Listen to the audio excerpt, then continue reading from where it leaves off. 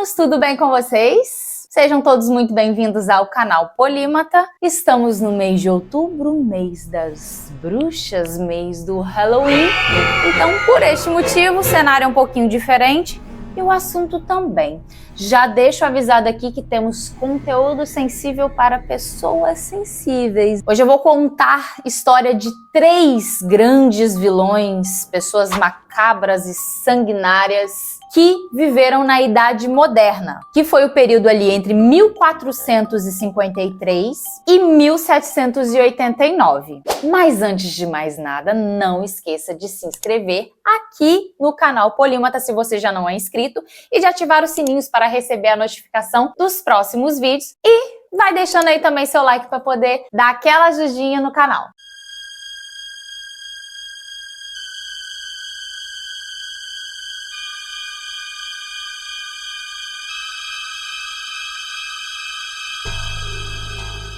Assuntos de hoje levinho.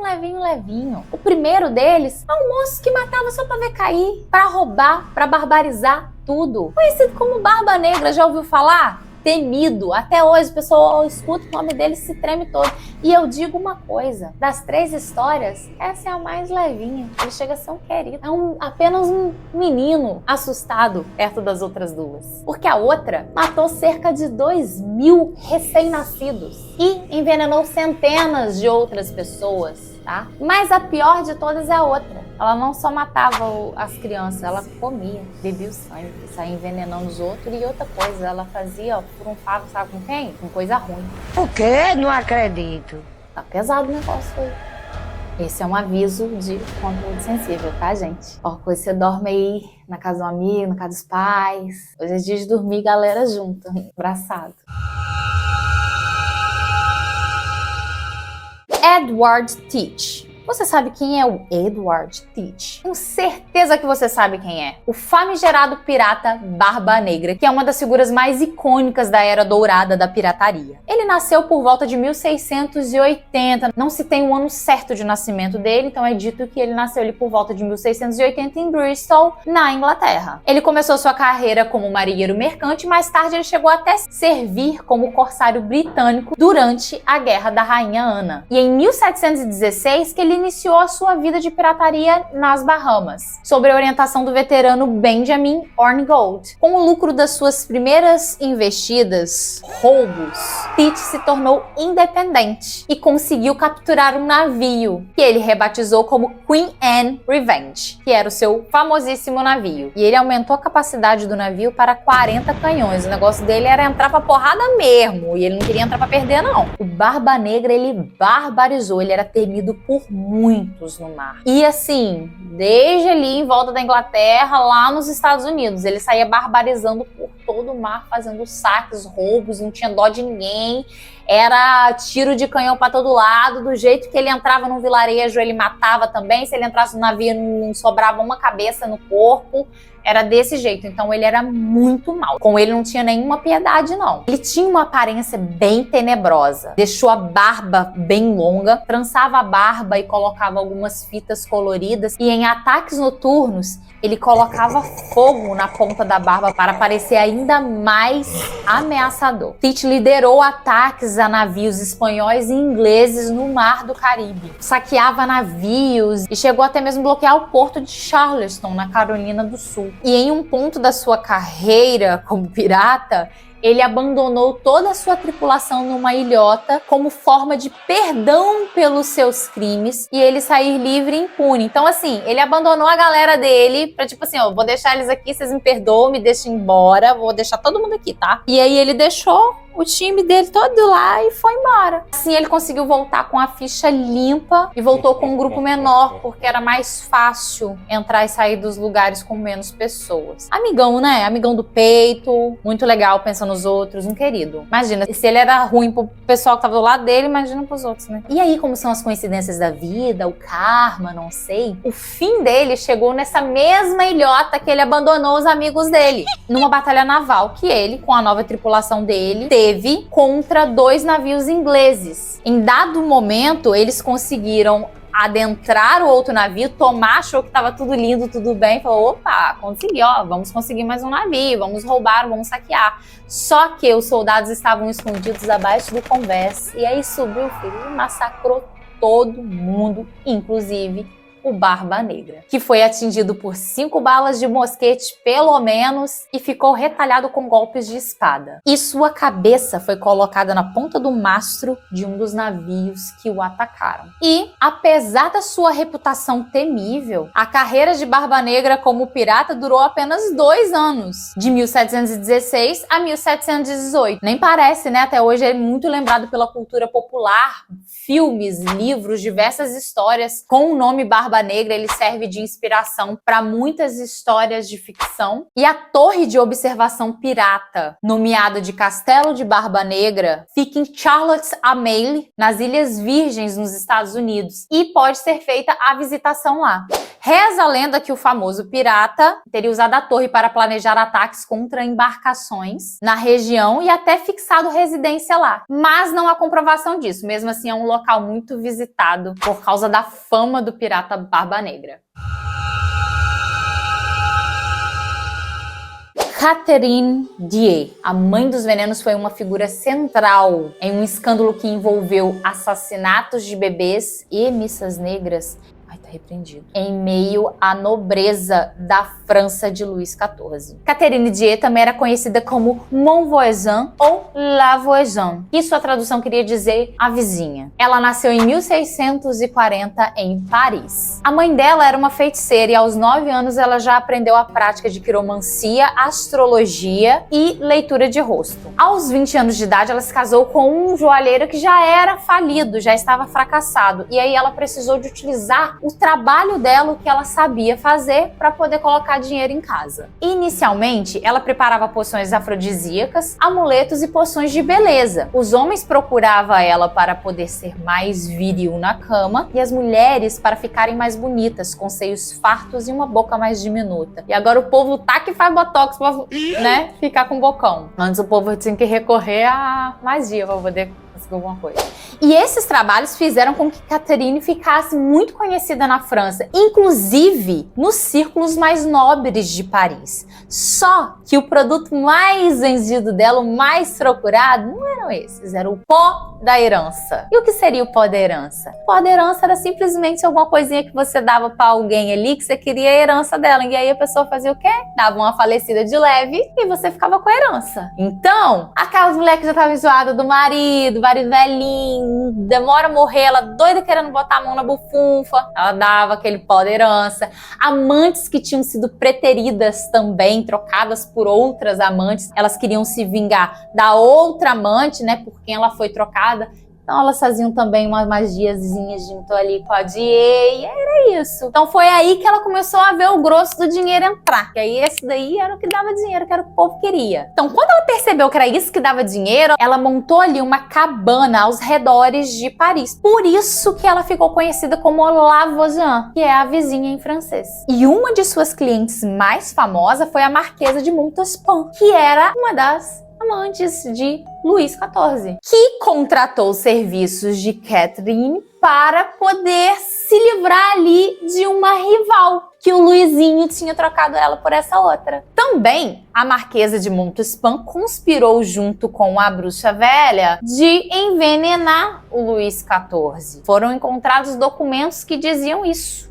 E aí, o que aconteceu? Entre 1660 e 1680, o número de mortes naturais, aquela morte morrida, nossa, o pessoal tá, né, passando mal direto, morreu, um monte de gente, começou a aumentar muito. Idosinho morrendo, os desafetos morrendo, nossa, menino, começou a sumir o povo tudo. E só que isso ligou um alerta, falou, tem alguma coisa acontecendo aí, e o pessoal começou a ficar esperto. Tava morrendo os maridos velhos, os homens ricos, então o pessoal se ligou e falou, tem alguma coisa acontecendo aqui. E aí foi criada uma comissão para investigar o submundo da bruxaria de Paris. E a operação foi chamada de Caso dos Venenos. E Catherine acabou presa em 1679, acusada de ser a responsável pelos venenos que mataram idosos ricos e as amantes preteridas por seus companheiros. Os investigadores encontraram na casa de Die vários ingredientes macabros que ela utilizava para fazer as suas poções venenosas. Gordura de homens enforcados. Gente, como a pessoa consegue gordura de homem enforcado? Excrementos, sangue, inclusive de menstruação, e sêmen humano. Além disso, a fornalha da cabana dela estava cheia de restos mortais de bebês recém-nascidos e fetos. Porque além de praticar abortos, a feiticeira sacrificava bebês em cerimônias tenebrosas e queimava os corpos no forno. Inicialmente, Catherine negou as acusações que foram feitas contra ela, mas depois de ser torturada, ela confessou ter matado mais de 2.000 bebês recém-nascidos e fetos e preparado poções para matar centenas de pessoas. Tudo isso a pedido de alguém, né? Então a culpa não era só dela. Segundo os documentos, ela nunca contou quem foram os seus clientes. A única que ficou conhecida mesmo foi a Marquesa de Montespan, que Luís XIV deu uma passada de pano para ela. A única coisa que aconteceu para ela, ela foi exilada, mas saiu no lucro, né? E em 1680, Catherine Die foi queimada viva em praça pública. Há relatos de que ela morreu proferindo pragas e cantando canções obscenas. Sua prisão e subsequente execução em 1680 levou a conscientização da prática de bruxaria e envenenamento na França. A sociedade francesa passou ali por um grande período com medo de envenenadores. E aí qualquer mulher cujo marido sentisse alguma dor estranha que o médico não conseguisse explicar ou que morresse de alguma forma, eles já achavam que ela tinha a ver com bruxaria, que ela já tinha envenenado ele. As mulheres que eram amantes e morriam também ou passavam mal, já achavam que era outra amante que tinha dado veneno pra ela. Então, assim, se instaurou um caos na França naquela época. A mulher que fazia um chá de camomila, eles já queriam matar, né? Então, a gente sabe que muitas mulheres morreram queimadas vivas como se fossem bruxas naquela época, mas que na verdade não eram bruxas. As pessoas que estavam panicadas com tudo isso que estava acontecendo. E como ela teve muitas mortes nas costas, muitos acontecimentos de envenenamento, isso acabou desencadeando um medo fora do comum das pessoas e acharem que tudo era envenenamento e tentativa de assassinato. Então o Estado francês ele passou a caçar essas pessoas que faziam qualquer tipo de poção ou veneno, no caso. E é isso. Morreu ainda xingando os outros e cantando um proibidão. Walpurga Hausmann, que morreu em 1587 no condado de Dillingen, na Baviera, onde hoje é a Alemanha. Não se sabe ao certo o ano de nascimento dela, mas que ela morreu em 1587, isso daí todo mundo sabe. Mas o que ela fez, onde ela vivia, o que ela fazia, o que ela comia? Bebês. É sério, tô brincando não. Sério, não é piada. Eu vou explicar. A Walpurga Hausmann, ela era uma parteira alemã que foi executada por bruxaria, vampirismo e assassinato de crianças. Quando ela foi presa, ela confessou todos os seus crimes. Obviamente que ela foi bem torturada antes disso, mas ela contou que em 1556, logo depois dela ter ficado viúva, ela trabalhava no campo e, em dado momento, ela marcou um encontro com um colega de trabalho dela, um encontro sexual. Só que, ao invés deste colega dela ir se encontrar com ela, quem foi o capiroto. O capiroto foi no lugar do cara, vestindo as roupas dele. Isso ela que contou. E o capiroto se identificou como Federline. Não Federline, tá? Não é o ex-marido da Britney, não. Também pode ser um capiroto, mas não foi ele, não. Ele infernizou a vida dela, infernizou, mas não foi ele, foi outro. É Federline. Dizem que ela pode ter inventado toda essa história para poder esconder o nome do verdadeiro amante dela. Mas, seguindo a história dela, eles se encontraram. Ele ainda levou ela pra dar um passeio numa forquilha voadora e levou ela pra conhecer o chefão dele. O coisa ruim chefe. Que coisa não, né? Levou numa forquilha voadora. Enfim. E Nisso que ela continuou mantendo ali relações sexuais com o capiroto lá, ele prometeu que ia tirar ela da pobreza. Então eles continuaram ali tendo aquele coito frequentemente. A bruxa foi rebatizada de Hoffling. O namorado dela lá deu um ungento para ela, uma poção de ungento que tinha propriedades alucinógenas e que era para ela utilizar essa poção em gestantes e nos bebês para matar eles. Só que ela começou também a dar uma usada naquilo ali, e quando ela usava, ela falava assim: nossa, isso me dá uma pele de gato e às vezes penas de corvo. Lógico, ela estava alucinando, né? Então, aí ela começou a usar aquilo sempre, como se aquilo desse algum tipo de poder para ela. E ela ficou viciada no ungento, então ficou louca da cabeça. E ela começou a fazer um monte de atrocidades, vários rituais, missas de magia ruim, muita coisa. Até que um momento o pessoal foi perceber, sabia que ela estava fazendo bruxaria, que tinha alguma coisa errada ali, denunciaram ela. Quando aprenderam, ela começou a confessar seus crimes. E ela confessou ter matado mais de 40 crianças no seu trabalho como parteira antes mesmo que as crianças fossem batizadas. E todas as crianças eram de famílias cristãs. E quando ela não matava as crianças intoxicadas com o veneno, com a poção dela, ela esmagava o crânio dos bebês. E depois disso, a bruxa vampira chupava o sangue das crianças e cuspia no frasco onde ela tinha ungento, que segundo ela, essa mistura desse sangue com o ungento ajudava na melhor absorção da poção pelo organismo dela. Inventou sozinha as coisas. E ela confessou ter matado crianças e animais e falou que comia as crianças junto com outras bruxas e usava seus cabelos para feitiçaria. Ela chegou a dar um veneno abortivo para uma mulher no final da gestação e aí essa mulher teve um aborto. E lógico, aí ela falou assim: eu vou fazer aqui um trabalho para que você seja consolada. E enterrou a criança na porta da casa dessa mulher. Só que, na verdade, esse era um trabalho que ela tinha feito para poder desunir o casal. E ainda em seu registro estava sacrifícios de animais, de rebanhos inteiros, furtos de vestes e objetos da igreja, e ainda os camponeses acreditavam que ela era capaz de atrair tempestades de granizo para destruir lavouras. Na floresta onde ela vivia foram encontrados crucifixos, ossos, tufos de cabelo, pedaços de Bíblia, várias coisas da igreja, tudo que ela utilizava ali para poder fazer a magia dela. Porque era na floresta que ela e outros adeptos da magia má praticavam canibalismo e satirizavam da fé cristã. Ela foi condenada à morte tanto pelas autoridades imperiais quanto pela igreja, e a propriedade dela foi confiscada. Em sua condenação, ela foi arrastada por toda a aldeia, sofrendo tortura até chegar no seu local de execução. No local de execução, ela teve a sua mão direita decepada, que era a mão com que ela fez o juramento de ser parteira. Só que ela estava utilizando, o trabalho dela de parteira para matar as crianças. E depois ela foi queimada viva na fogueira, que era o que era feito com as bruxas na época. Depois dela ter sido queimada, com receio de que ela ainda ressuscitasse, os camponeses não deixaram as cinzas dela ali no chão.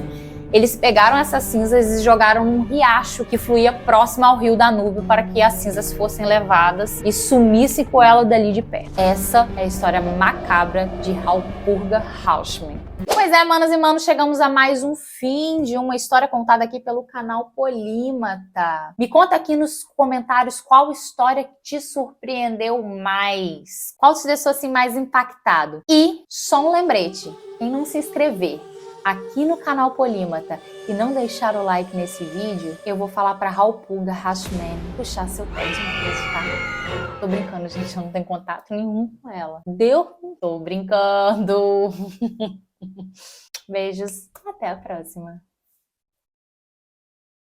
O hino da vitória, toda semana a gente vai passar.